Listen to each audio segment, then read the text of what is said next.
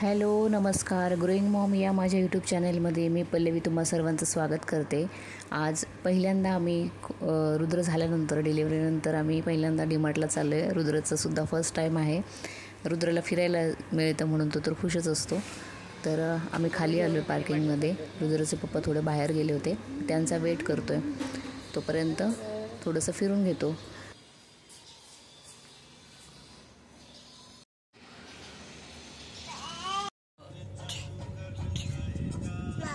गाडी सुरू झाल्यावर रुद्रला मज्जा वाटायला लागलेली, कारण की फिरायला त्याला फार आवडतं। बाहेरच्या गाड्या भरपूर बघतो तो, पण गाडीत बसल्यानंतर काही वेळानंतर त्याची चुळबुळ सुरू होते। त्याला फिरायचं नसतं, उतरायचं असतं गाडीतून बाहेर। फक्त बाहेरच्या गाड्या बघायला आम्हाला फार आवडतात।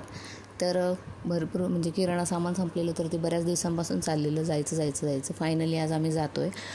आणि म्हणजे रुद्रच्या पप्पांना सुद्धा वेळ नव्हता ना, म्हणून थोडंसं डिले होत गेलं। तर डीमार्टमध्ये आलो। रुद्रला छान छान वस्तू पाहून खूप मजा येत होती।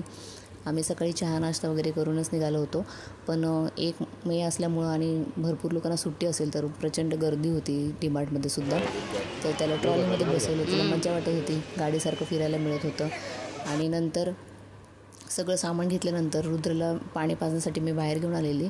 तोपर्यंत रुद्रचे पप्पा आणि आजी जे आहे तर ते बिल करून येत आहेत, आणि मी रुद्रला तोपर्यंत बाहेर दाखवते। आणि ऊनसुद्धा जे आहे तर ते प्रचंड आहे। तर थोडीशी आता शेड वगैरे चांगलं केलेलं आहे डीमार्टला ह्या बाजूलासुद्धा, आणि खाण्याचे वगैरे आयटम्ससुद्धा वाढवलेले दिसत आहेत बाहेर।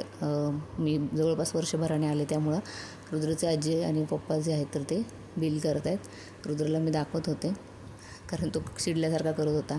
गाड्या वगैरे दिसत होत्या पार्किंगच्या, ते आम्ही बघितलं। आणि डीमार्टमधून आम्ही किराणा सामान आणले, बरंचसं आणले। अर्धं गाडीमध्ये राहिलं आणि अर्धं घेऊन आलो वरती, जेवढं शक्य होईल तेवढं। घरी आल्यानंतर पटकन स्वयंपाक करायला घेतला। रुद्रच्या पप्पांनी चिकन करायचं होतं त्यांनी ते चिकन टाकतायत।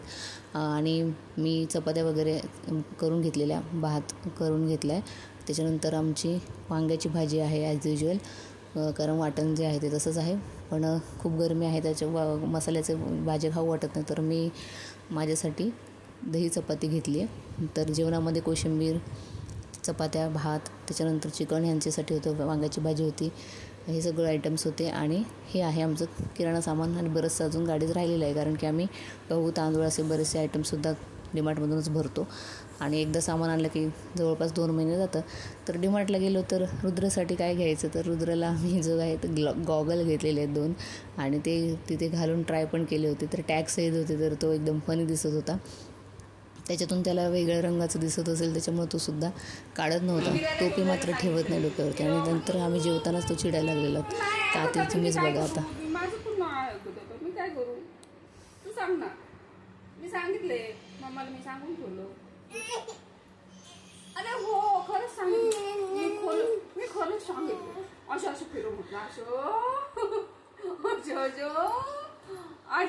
पिलं म्हटलं रुद्रला। बरोबर होतं ना? बाहेर ऊन बाहेर लय ऊन बाहेर, नको वाटत। संध्याकाळी भरपूर बाहेर, संध्याकाळी जाऊ, संध्याकाळी सावली ऊन कमी झालं ना, जाऊ ना फिरायला सायकल घेऊन। काय गेलतो ना आपण गेलो होतो ना का? पप्पा नाही रे दरवाजापर्यंत, पप्पा दरवाजापर्यंत नाही ना। पप्पा पण नाही बोलतात, मी काय करू आता? नाही म्हणतात पप्पा, नाही बोलतात पप्पा, पण नाही बोलतात मम्मा, पण ऐकत नाही, कोणीच नाही ऐकत। आता काय करायचं? ते खरकट तोंड पुसायचं की नाही? कोणीच नाही ऐकत आपलं। ते म्हणतात आपण डीमार्टला फिरून आलोय आज। तर ह्या ब्लॉगमध्ये इतकंच, भेटूया नवीन ब्लॉगमध्ये। Bye bye.